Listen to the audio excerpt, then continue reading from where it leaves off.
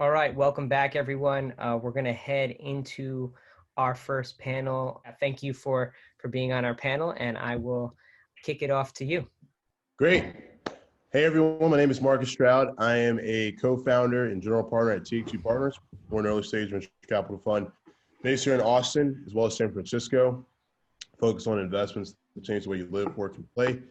We launched the fund roughly a year and a half ago, about a year and a half, year and like 6-7 months ago. Team of 5 right now, young, scrappy team, and we're really excited to be here today, and thank you for having us. And I guess I'll let the rest of the panel introduce themselves. I guess I'll go next. Hi, everyone. I'm Lauren Washington. I am the co-founder of Funder, and we are a platform that automates and democratizes seed investing.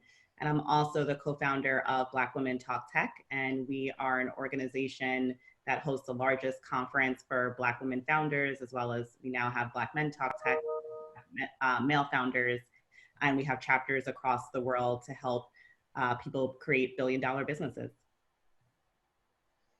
Hey, this is Preston James. I'm the CEO, co-founder of ReThink. ReThink is a startup ecosystem builder, and we have a startup accelerator exclusively for underrepresented founders. Our mission essentially is to create equity in the innovation economy, and essentially we're focused on helping underrepresented founders successfully build high growth businesses, and also working within the ecosystem to bring more diversity, equity, and inclusion in the form of not just founders, but also investors and mentors and talent into this innovation economy. And we see it as an economic imperative, not just for today, but for our future, that we all participate in this innovation economy. So everybody, as Henry, have you had a chance to present yourself? Henry's not on, but you have Laura and Preston. So you have the.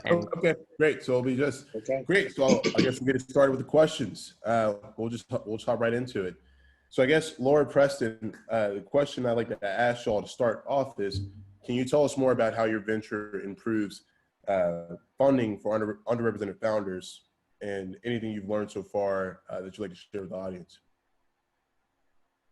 Sure. So I would say my two ventures do this in different ways. So Black Women Talk Tech, one of our core pillars is really about access to funding and research and promotion. So that comes out in a lot of different ways. So at our conference, we have a pitch competition. We have since given out over $150,000 over the years, specifically through that pitch competition. And after putting people on stage, they've gone on to raise millions after that. A lot of them got their first checks and were first seen there by an audience of investors. And then after they've been promoted there, they were able to then create a huge amount of capital for their companies.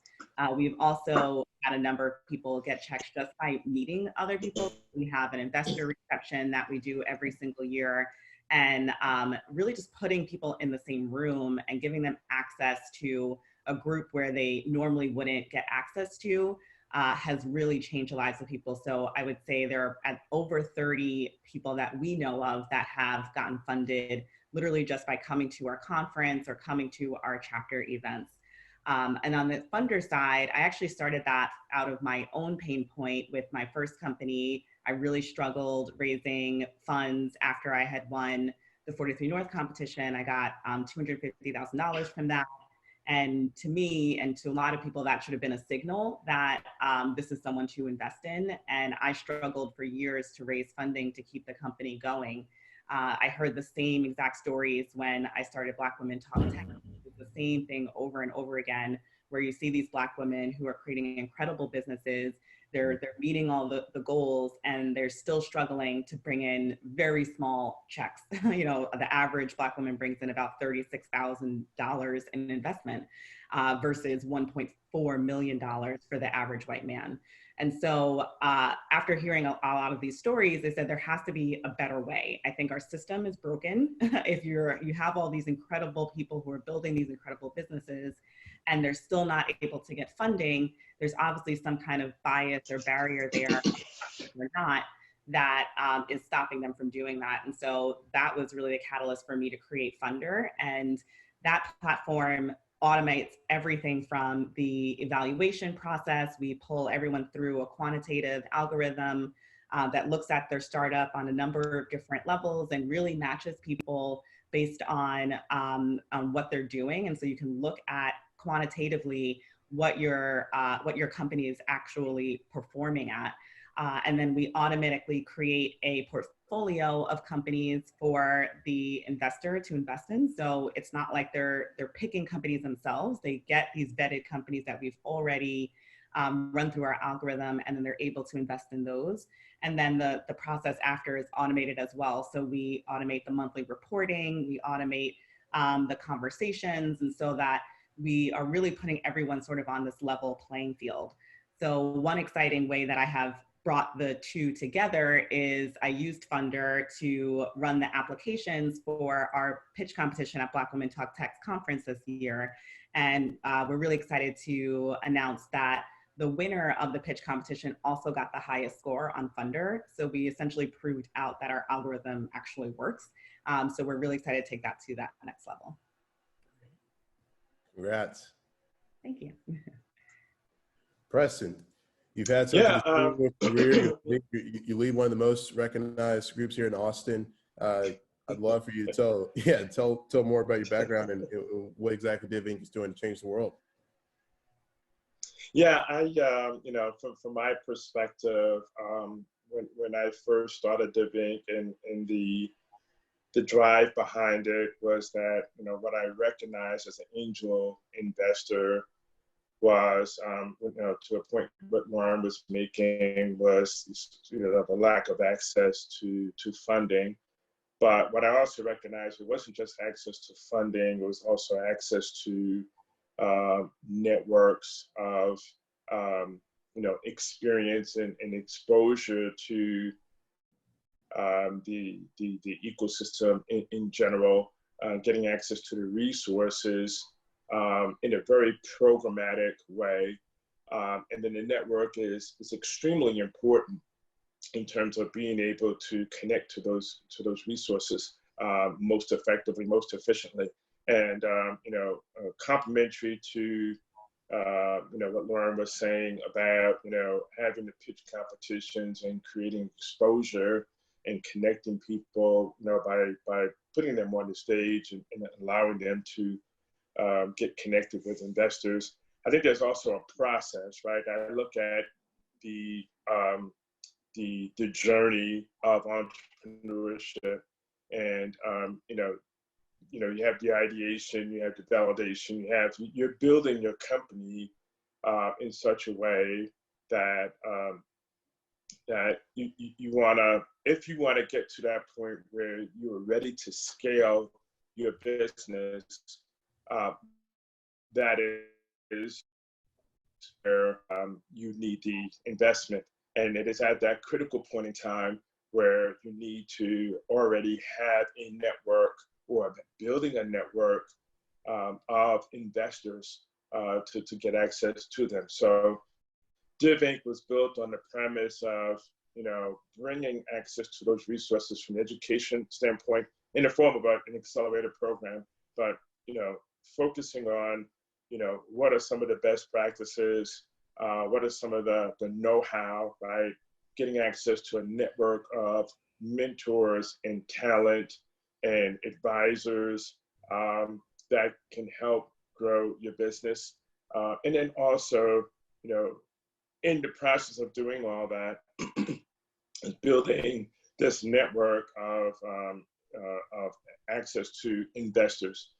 Because the investor relationship is key. And I often guide people not necessarily um, there's going to be cold calling on investors, but what works best is when there's some sort of warm intro to an investor, because it is somewhat of a relationship that happens. Investors wanting to invest into a company, it's about investing in the person, in the team, and then also having the confidence that that team is the team that can execute and take that business to where it needs to scale. And that is, there is a relationship that needs to be nurtured in that process. So DivInc, in what we do as ecosystem builders, we're bringing those resources and bridging them to underrepresented founders. And as a result of that, we're essentially in the ecosystems that we play in, we're making the ecosystems bigger because they're actually more inclusive of underrepresented founders and mentors and investors and the talent, which is ultimately what we want to accomplish, where these ecosystems are authentically inclusive. And the better we do that, I think the more funds that become available, the more intentionality that people will have in terms of engaging and investing in underrepresented founders. So, DivInc is coming from that perspective, and then also working to collaborate with all who are like-minded in trying to make this authentically inclusive. So, continuing to work with, TXV partners, as well as with Lauren and Black Women Talk Tech and Funder. We want everybody to come in, and we want we want equity in this startup community. So that's the focus of DivInc and trying to help underrepresented founders get access to that funding. Great. I think somebody else joined us. Oh, there we go. We're good. Great. Thank you all for starting that off. My next question is, what are some of the challenges you have personally faced with raising funds? You talk about how important it is to build organic relationships with investors. Explain how that has been and how you were able to get into the room with investors early on, because from the seat of an investor, it's a pretty difficult room to get into. You're getting a lot of inbound calls from people, a lot of inbound calls from entrepreneurs, and it's easy for investors to kind of, pass on each person and only collaborate with people that are, like-minded or have been introduced to some extremely warm connection. And so how has it been specifically in Austin? What are some of the challenges you have faced, meeting investors, raising capital, and what is some of the advice that you have in building those relationships organically? Lauren, go ahead, Lauren. Yeah, I'll start, I guess. I don't know that I want to keep this specifically to Austin, because I think when I moved here, we can do everything. Yeah. Yeah, I think it still holds across most places. When I moved to Austin, I was at a different place than I was when I first started my startup. So I think the access I had was a little bit different. But I will say, when I first started my first company, Keep Up, I didn't know anything. I knew I wanted to be an entrepreneur. I knew I wanted to start a business. I was really lucky that I had 143 North, but I did not understand the industry at all. And I think that's true for a lot of underrepresented founders, because they don't have people around them who have done this and have gone through it and can talk them through it. And so everything, like you were saying, from the warm introductions, you had to know somebody who knew someone in this world. I didn't have friends who were doing this. My parents didn't have friends who were investors or who can introduce me into people like this. And so that was a real struggle. I really had to cold email and push my way into these different meetings.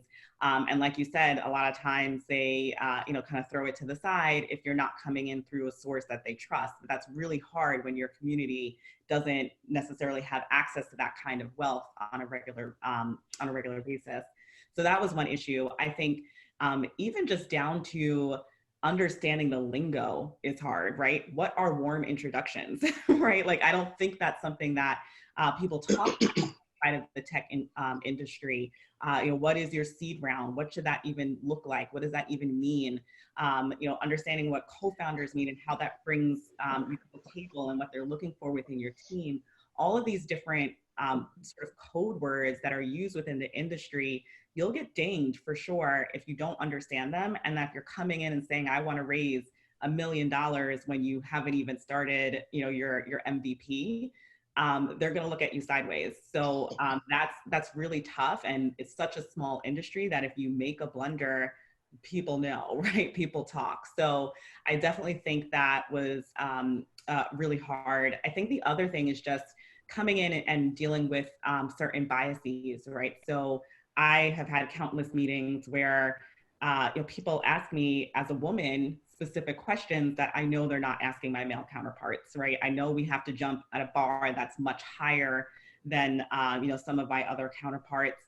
And often you look into the room and the room just doesn't look like you, right? And so you're sort of trying to navigate and show these people that you're a leader and you can do this, but you're not really necessarily reflected in the larger media landscape of what a leader looks like. I don't look like Mark Zuckerberg. I don't look like Peter Thiel. I don't look like Bill Gates, right? And so who can I point to show that I can do this as well?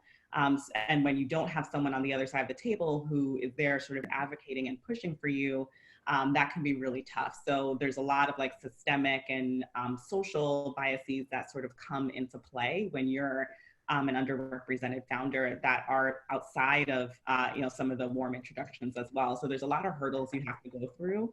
I will say, to end that on a good note, I don't think that should stop you though. I think a lot of times we hear all of these things and they're true and you should know that they're true, but that doesn't mean that you don't move forward. Just because it's harder for you, it doesn't mean that you shouldn't pursue your dream. You just need to understand that your road is going to be different and it may be a little bit more difficult.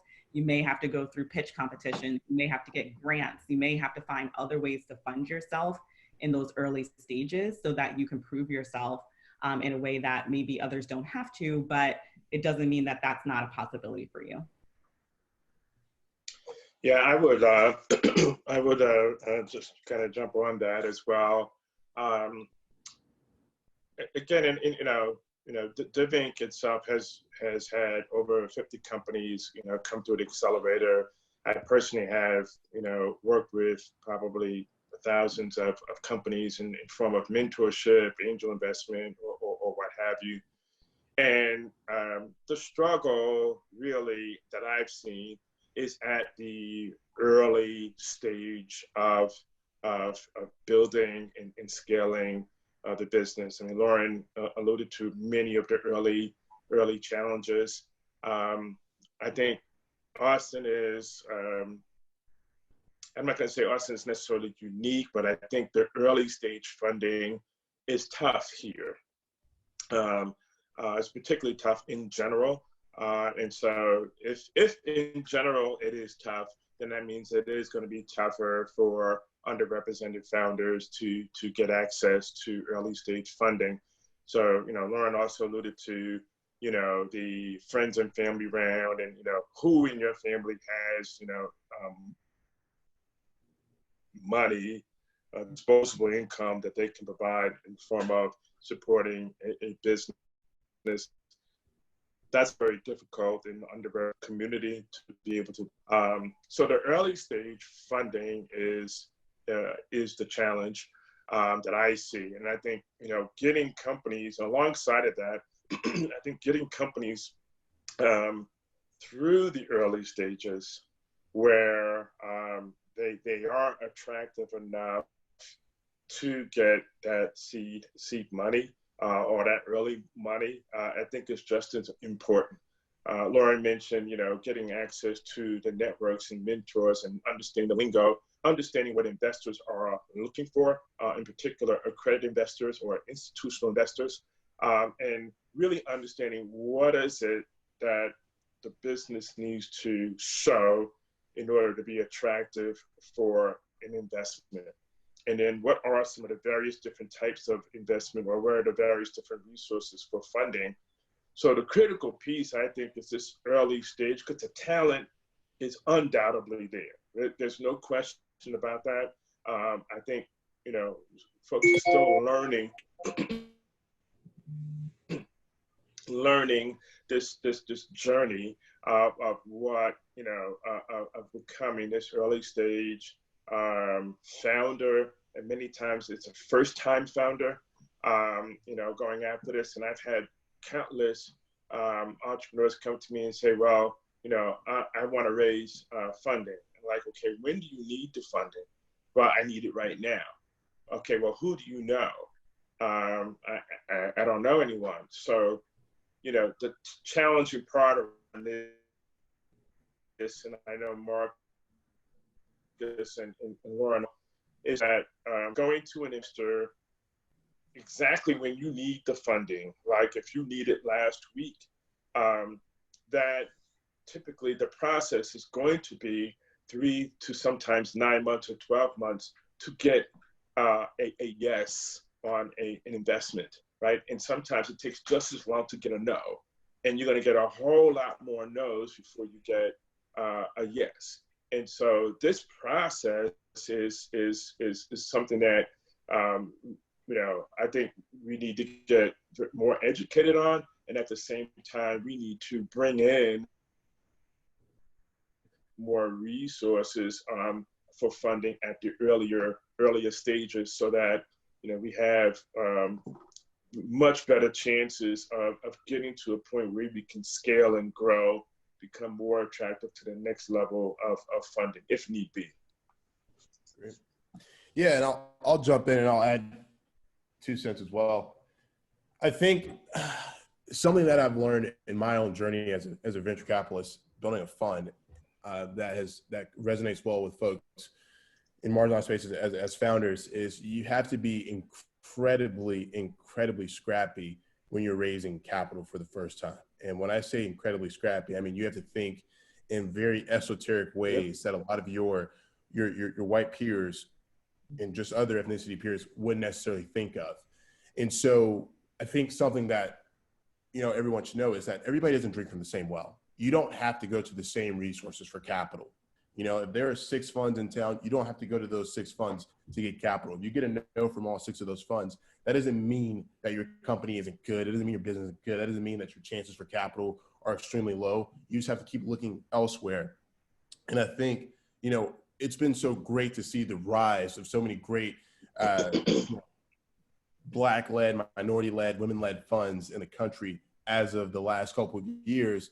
But I think while that is incredibly awesome for founders of color to have visible, notable resources of places you can go for capital, it also hurts because now a lot of founders, the minute they start raising capital, some of the first questions that people of color get asked is, have you talked to Harlem Capital? Have you talked to Backstage Capital?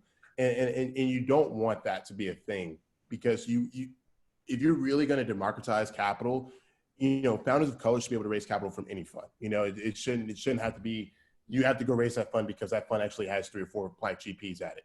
And that's something that, Brandon and I wanted to change when we started TXV. We didn't want to be a fund that, only talked to this group or this group or this group. We wanted to be able to bring everybody together in the room, obviously with a focus on helping democratize this ecosystem. And so we have a couple really good questions here that I will address one by one. One of the questions was, here it is. Do you believe, with the increase of number of entrepreneurs from marginalized and underserved communities, do you believe the next step in building the startup ecosystem is to build investment circles by people of color to strengthen the startup ecosystem for entrepreneurs of color? That's a great question. It goes back to what I was just saying. So do you believe basically we need to start creating more investors in order to help support this growing ecosystem of underfounded entrepreneurs? Yeah, absolutely. 100%. Yeah. Go for it, Preston, because I feel like this is more. Go ahead, Lauren. No, I was going to say I 100% agree. And this is something that I've had a lot of conversations about. I think like I was saying, having people on the other side of the table who look like you and who are invested in that community is incredibly I think there is still an education piece for a lot of people to get into angel investing and to get into VCs, because like I said, it's just really not something talked about within different communities. So I will say there's definitely wealth, right? There's wealth in our community. It may not be as large as maybe the white community, but there's definitely wealth there. But they're spending they're investing in different ways, right? They're mostly investing in things that they understand, which is real estate. They're not investing in startups. And I think a lot of that is partially education, but the other piece is access. And it's crazy, but there's an access issue on the investor side too. So you would think because I have this money, I'm able to get into various funds, or I'm able to get into different rounds, seed rounds or other rounds. But you mentioned capital, but they put out a report as well that showed that there is still a disparity as well on the investor side, that they're not getting hired at VC firms, that they're not getting access to these huge deals. And so I think there's still a lot of work to be done on that side as well, in terms of making sure that they understand the risk assessment, but also the reward of startup investing, and that they also have access to the deals where they can profit from. Yeah, I think it's imperative. I think it's imperative that we get more people of color and women in these investment decision-making roles, whether they be at banks, whether they be grants and foundations, whether they be at venture capital, angel investor groups. It's imperative that we get more a population of diverse folks at these decision-making roles, seats at the table, to help make decisions about who we're investing in. And I say that it's important because I've experienced, for example, just being a person at the table in pitch competitions or judging for certain competitions where there is money to be handed out. And as a person who has influence at that table, to use the voice to say why this particular company is something that we should invest in, I'm able to offer a different perspective. And I think collectively, as you have these different diverse perspectives, and whether or not something is an innovative solution and has scale and has growth and has opportunity and can bring in a return of investment, that's essential to how we move forward. And where we are today, I mean, Marcus made the point that we've had a growing number of underrepresented community moving into these roles or creating their own funds. Essentially, I would love to see more people of color and women into these existing venture capital and angel networks already. We need more folks there. At the same time, we also need new avenues of capital to make available. I like the word that Marcus talked about, democratizing the investor community, democratizing entrepreneurship. It's essential and it's imperative that we do that.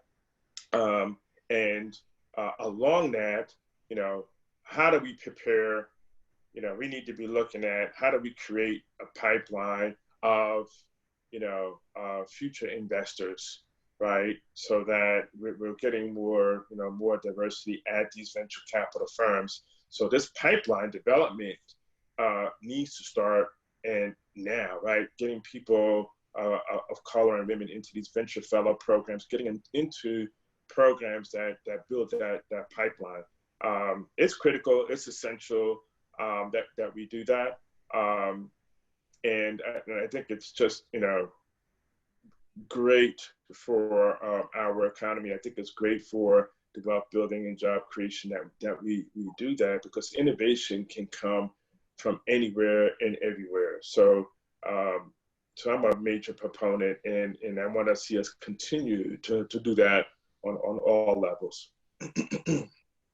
Yeah, could not agree more, Preston. I think I want to highlight some of the efforts of some people that are doing some incredible things in this space that, you know, they aren't necessarily getting the publicity that, you know, others are getting for building something. But, you know, I think it's so cool to see, like, I don't know if any of you saw the news, but SoftBank just launched a program yesterday called the Emerge program, you know, alongside WeWork. And, you know, we were fortunate to be able to, you know, build a relationship and help SoftBank with some of that, building that out. And I think, you know, it's not just SoftBank. There are so many other funds that are doing this. But I think what's happening across the global ecosystem is people are starting to realize this is an actual problem. And if we're only going to change this problem, it starts with capital. You know, it can't just be these make you feel good words, you know, hey, here's a couple resources. It has to start with capital. It has to start with access to capital. It has to start with tangible introductions to capital. And so it's cool to see that, yes, it is still extremely difficult for people of color to raise capital on the fund side, on the founder side, but it is awesome to see that in a time like this, there is such a eye towards this that, you know, folks are starting to be held accountable in building these things. I think something that, you know, we personally do, we make sure that we have a program of about 5 interns each summer. And we make sure that 3 of the 5 interns are women or people of color, because the goal for us over time is to be able to help educate, back, fund, you know, investors of color. That way they go off and start their own fund. That's the goal. You know, what you see in Austin, Texas is, and I'm using Austin as an example, but you can see this in Silicon Valley with so many different funds, is that this fund started in Austin 20, 30 years ago, and the fund had so much success that it created a million different funds from that one single fund. And you see the same thing in Silicon Valley. You see the same thing in New York City. And you want to have that happen at funds of color. That way other funders of color can start and create their own fund. That's real innovation. When you have 15, 20 different funds, you know, not just 2, 3, 4 funds that you have to go to raise capital. And I want to go back to what I was saying earlier about just esoteric raising capital. I think, you know, when we first started our fund, we were fortunate that we were backed by a couple famous athletes and celebrities, just due to some of the relationships that I had growing up. I was fortunate that my senior year of high school, a famous baseball player took me and my family in. And from there, he supported me throughout my life. And then he introduced me to other people, and we had a lot of privilege when it came for us when we started raising our first like things of capital for our firm. But I had other friends who were building companies who didn't have that type of privilege, and so I would sit in the rooms and we would come up with ways for them. And the thing is, I recognize the privilege that I had, and Brandon and I recognize the privilege that I had. That's why we have such a heart for this, is because, you know, even though we are Black men of color, that we have just as much privilege as some of the white funders, just given the networks, the fact that we went to Princeton, the fact that we have access to these athletes, the fact that we had people like SoftBank who took interest in us early. We recognize that privilege, and so we want to be able to help any way we can. And so we want to put on our hats and say, how can we think in a scrappy way that some of these founders are? And one of the things that we learned to be extremely helpful to a lot of the founders that we were talking to was, especially the founders of color, is that there are certain networks they weren't trying to tap into that actually proved to be fruitful. So I'll give you an example of 2 founders. Most people of color like ourselves don't come from family wealth. That's just a fact. I mean, it's just a fact. Unfortunately, it is. And that's another problem that we're addressing in the world right now as we speak. But, you know, a lot of founders are fortunate, have gone to great college institutions or come from large fraternities or large sororities. And so we had said, how about you reach out to your college network and see, you know, and sell some of the alumni in your college on your story, on your vision, on your help, and just see what happens. And I kid you not, this one entrepreneur in particular reached out to their college network, and they didn't go to some Ivy League school. They didn't go to some massive institution like University of Texas. They went to just a school that, you know, was looking to build themselves up by seeing success from their alumni. They raised roughly $300,000 from their college, a group of alumni, in a span of 2 months. And that was their friends and family round. And so that's a one-off example of an entrepreneur using an esoteric way of finding capital. But I feel like there has to be so many more ways like that for folks to raise capital, just because it's hard. It's harder for us. And like you said, like you said, Laura, it's extremely hard, but you have to recognize that when you build a company that you're taking the hard road, you're going to make the hard decisions and you're going to figure it out. You know, there's just so much joy though when you do find that. So I guess the next question that we have is, how would you tell business owners to weigh the decision to pursue capital versus just operating the business and getting traction? So when do you think is a good time for you to pursue capital, you know, when building your company? Some of the metrics that you may have used when building your company, when getting access to capital.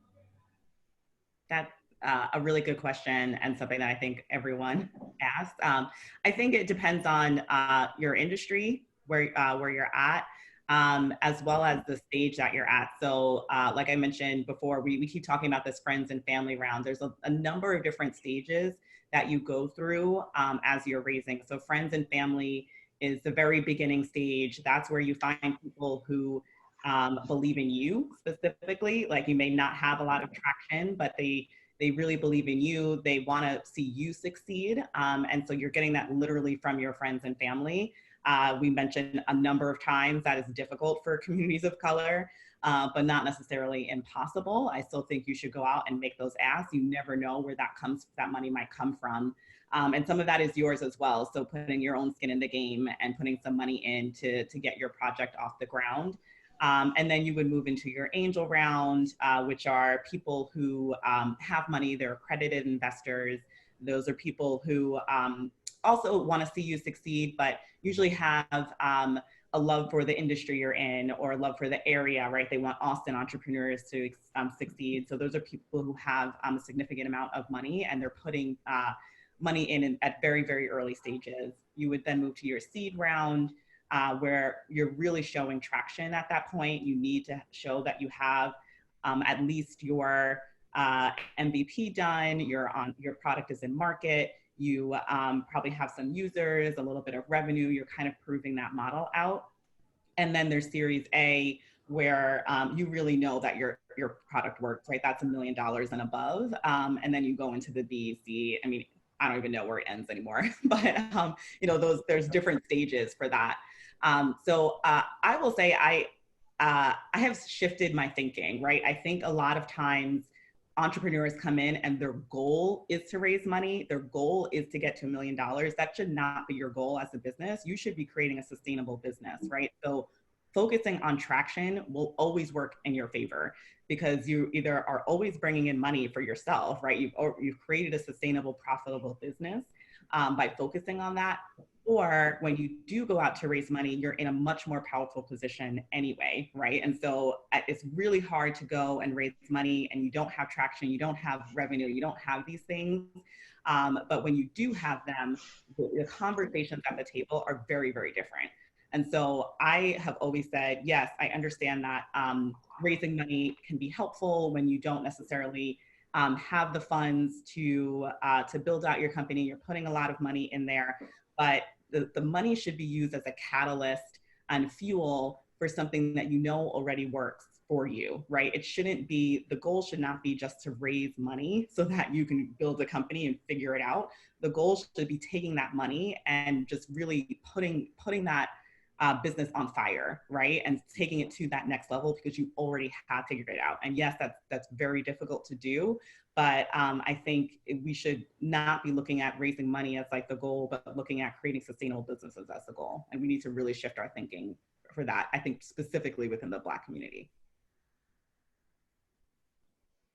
Yeah, back on comments, I've been participating in quite a few discussions around fundraising, and that's always the biggest draw, right? Pitch competitions and fundraising. And I kind of go back to what I was saying earlier about this journey of entrepreneurship, and that it is a process. And part of that process is really getting to building a business that can grow and scale. And you have to do that in a very fundamental way. And when I say that, I mean, it's really understanding, your market, who your customers are, and then sort of proving that, your business is not only sustainable, but can actually scale as well. And, I emphasize the word scale in this particular instance because data shows that, for example,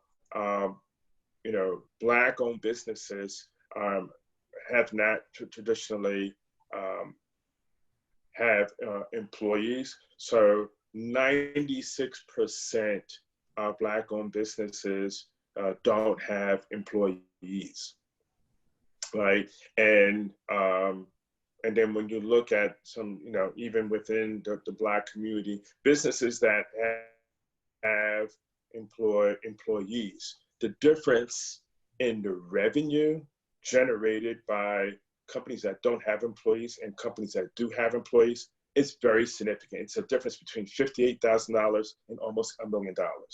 So in essence, what it sort of points to is that, if you can build a scalable growth business where you can hire maybe 3 or 5 or 10 people, right?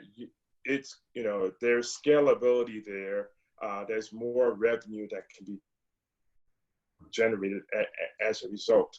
And so the premise of coming in and focusing on building that business, kind of reiterating what Lauren's saying, is so important.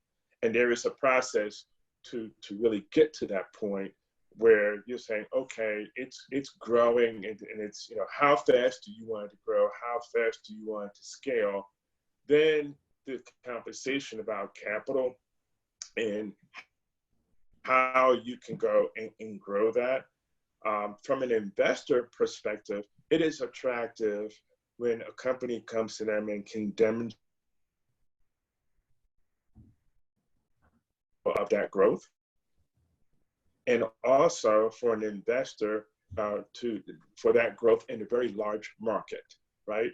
Is the market that you're in, does it have opportunity to grow significantly, and so significantly that that investor is going to get some sort of return on that investment that they made, right? And the ways that they can do that, there are a number of ways, but from the equity standpoint, that typically means there's some sort of exit strategy, right? Where the company is getting acquired or something of that sort. So, I can't emphasize, more the point that, Lauren was making and I'm making as well, is to get that focus on, really proving out that you can grow your customers, you can grow your revenue.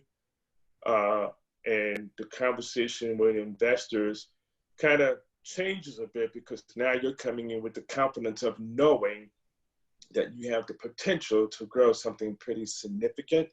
Right. And it's either them getting on board or not, right? As opposed to, please give me money so I can go and build this. It's really, if you flip it the other way, it's like, you should want to get on board. If you don't, that's your bad. I'm going to go elsewhere and get it.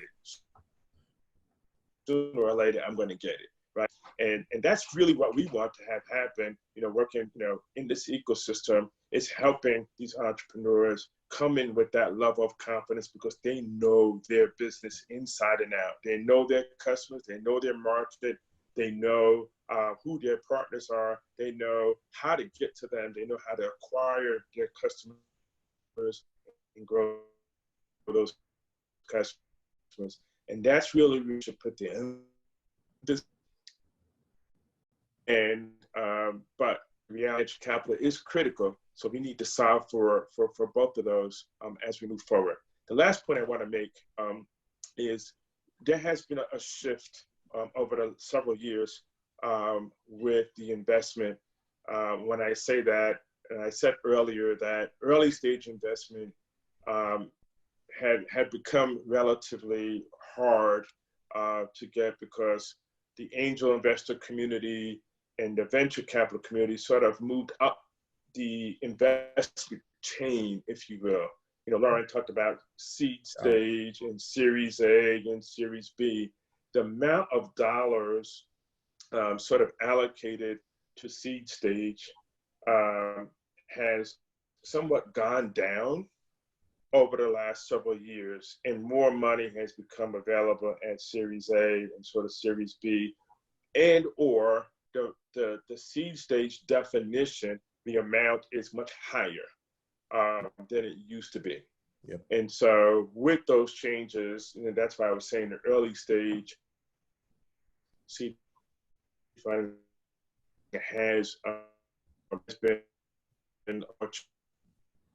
challenge out threshold have sort of crept, and so getting that seed stage is a little bit harder. But back to the point, the better you can demonstrate you have a scalable growth business, the better the conversation with investors.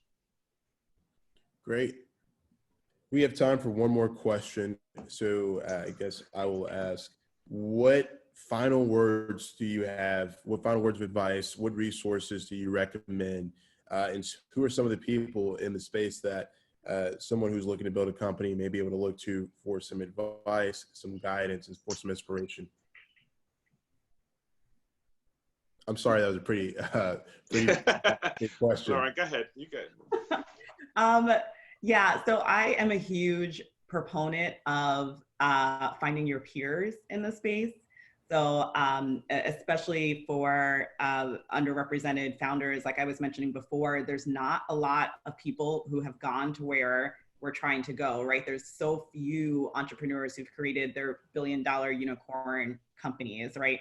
So everyone is sort of all figuring this out together.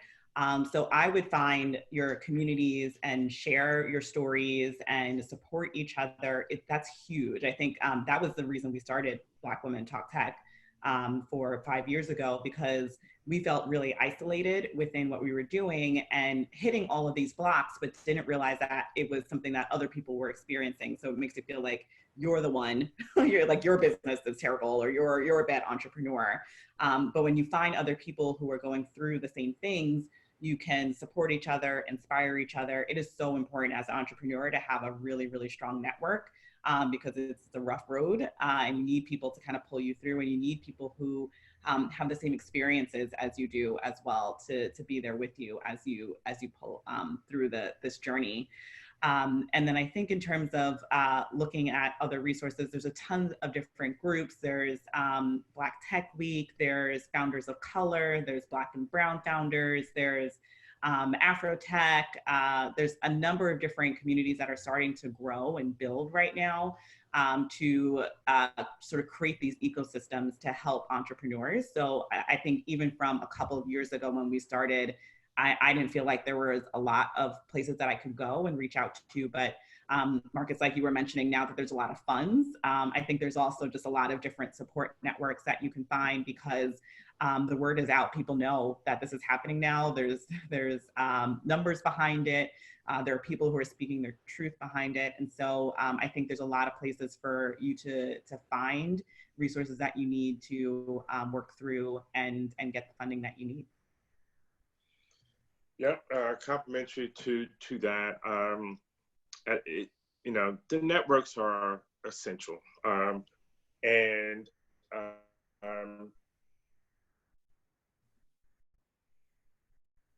I don't know, and I don't try to build a business by themselves exclusively.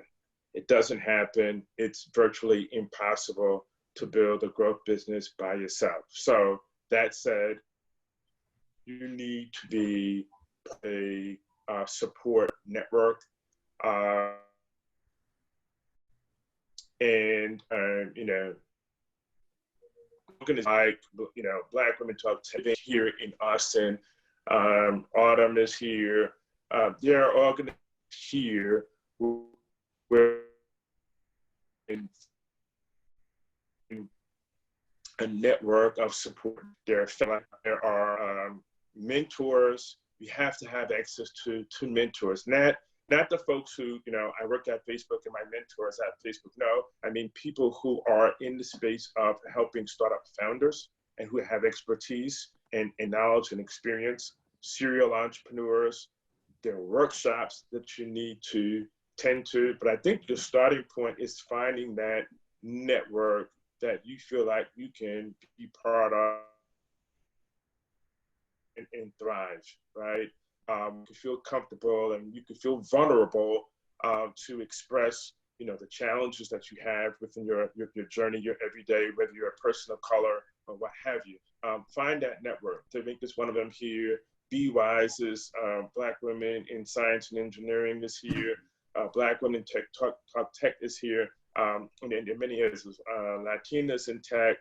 The list goes on. I mean, we don't have a whole bunch, but we have some, and it's growing. Those networks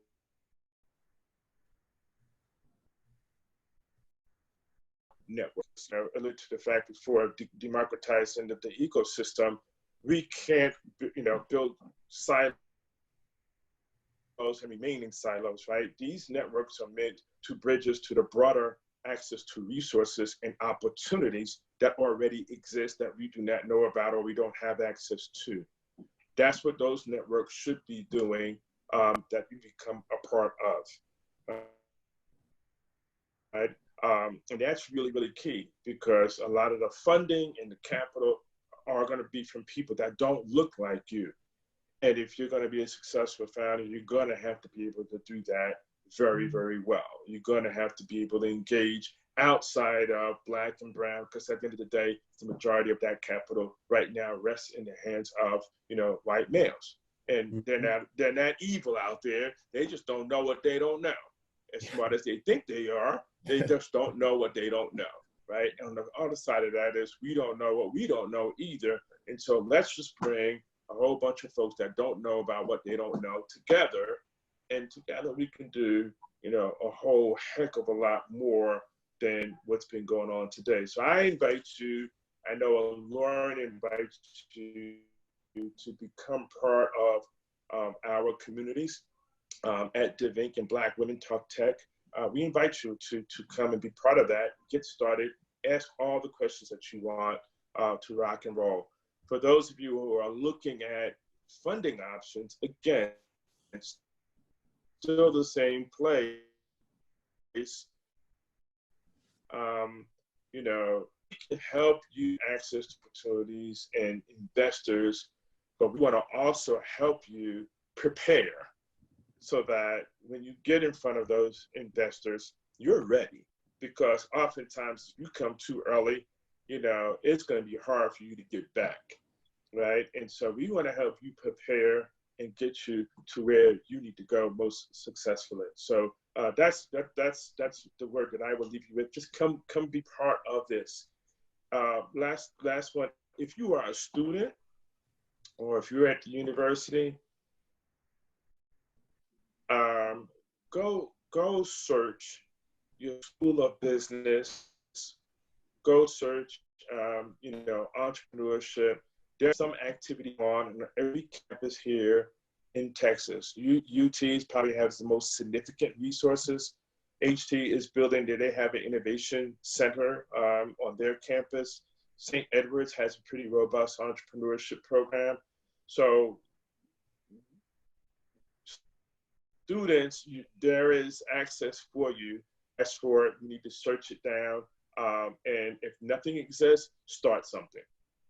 Start something. Gotcha. Well, Preston, Lauren, thank you so much for your time. As always, Preston, Lauren, this is great.